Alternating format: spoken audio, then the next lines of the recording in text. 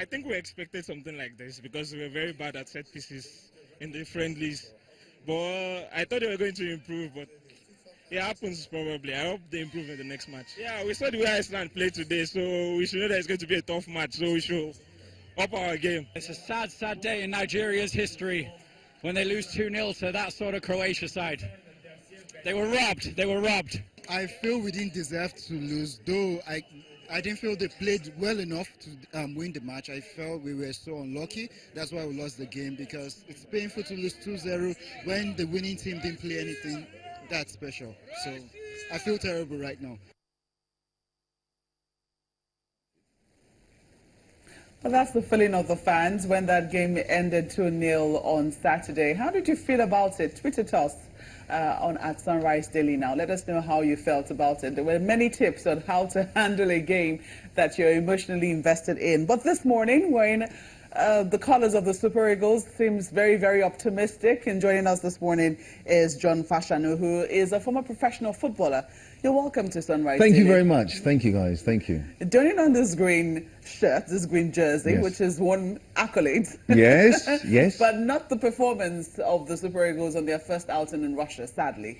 Well, How did you see what happened on Saturday evening? Well, firstly, we're in the Group D. Group D is a group of death. We know that. That happens every 4 years. Somebody gets put into the most difficult particular area, should we Are we say. in the most difficult group? I would say we're not in a comfortable position because, you know, always remember, Argentina, we know Argentina. We played Argentina 4 or 5 times, and we know sometimes we draw, sometimes we lose. We know them. But when you start getting Iceland, Croatia, we don't know them. We didn't know what to expect. They're a new type of football. All of these players are playing in either the EPL, English Premier League, or they're playing in Europe. So the truth is we all should know ourselves. There's nobody out there who's a stranger. But you have to have a balance of youth and experience. When it gets out on that pitch, it's only you. You're 11 players and you've got to play together. And we seem to have a little bit more of youth, which is great, don't get me wrong, but you must have that old experience in the team. And you can see that Gunout, what he's already saying, the coach, it looks like he's always just starting to get saying 1 or 2 little excuses. Just a little, what we just heard now, which is a little bit disappointing because we're not out of the tournament. Please when don't he think. says that we're not the favourites of the group. Yes. The Croatia seemed Yes. more likely to Yes. get the to come out of the group successful. Well, but isn't he being realistic? I mean, we know that we have a really, really young team. We've been, touted as having the youngest team at the World Cup. Kids we have, not young, kids. And people have said that Gennett Rohr might not be giving you results immediately, that what he's trying to do is build you something that will last you a long time. So this particular team should be able to go to maybe 2 more World Cups. We don't know. Lovely, that's great. And perhaps this will be just some learning ground Great. for them. So wasn't he being realistic when he says, yes, he's being, put down your expectations? He's being so realistic and lovely. But tell us all, tell the whole nation, look guys, this World Cup, we're not going to do anything. We're going to the World Cup, we're going to prepare for the next 2 World Cups ahead. But we're all going in with the expectation of doing well. We all want to win. We're all Nigerians, we want to win the World Cup. That's where we want to get to. By hook or by crook, we want to win. And that's what we thought. But the team is youth. I mean, at the end of the day, the back 4, the defensive team, they're all playing in Europe. Most of the players there are from Europe and not actually from Nigeria. So we're looking at the team he's going to build, but it's not good for the morale. When you have the friendly matches, you lose all of them. Not draw, you lose all of the friendly matches. And then you go into the competition itself, and the first game is not too good as well. These are young boys. They're not boys who have experience. So you can imagine how these boys are sitting in their hotel now thinking, oh, who are we playing next? Argentina? Are we Iceland? Oh, wow. I've seen Lionel Messi on television. He's a great player, but I've never actually played against him. You need experience then. And remember, the World Cup is exactly what it says. It is the World Cup, the largest organization tournament in the world. So some of these boys do get a little bit nervous, a little bit worried. So I think we've seen a little bit of that. But let's see how we get on and we progress. And let's not say we're out of the tournament, because we are not. We're still in there. You know, Mr. Fashanu, some people have looked at, you know, what we have achieved in some of the youth tournaments.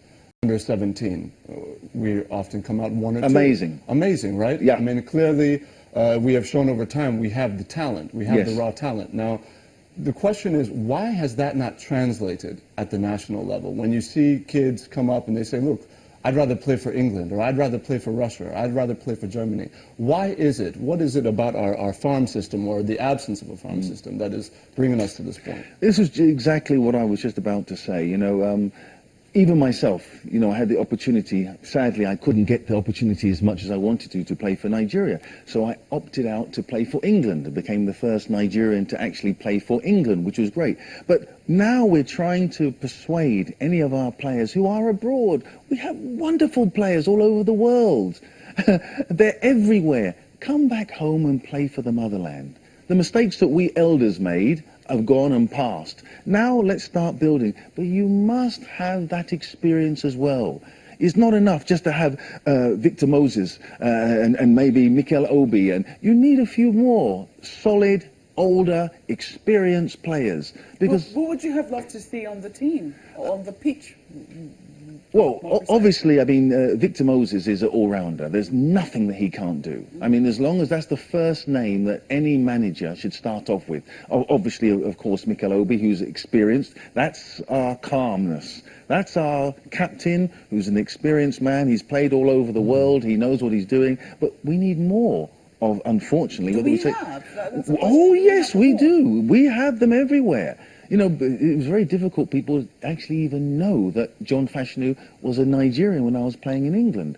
But I had plenty of wonderful players who were playing in the EPL, English Premier League, who were of Nigerian descent. It's for coach, do your work. Go and find these players. And why do we say that have a balance? Because the English Premier League and playing in Europe gives you an experience you cannot get anywhere else. Playing against Manchester United, Arsenal, Tottenham Hotspur is different than playing in Nigeria, the local league. So it gives you an advantage. So it's for the coach to go out there and start looking. So we have a nice balance. I'm not saying go and get all foreign players. No. I'm saying have a balance. Mr. Fashanu, you know, there have been questions even as regards to our tactics, whether we're using our players effectively. And the question I want to ask you is, when you look at the lead up to the tournament, we saw Alex Iwobi explode. I mean, he's a major reason why we even qualified in the first place. His amazing creativity, player. right?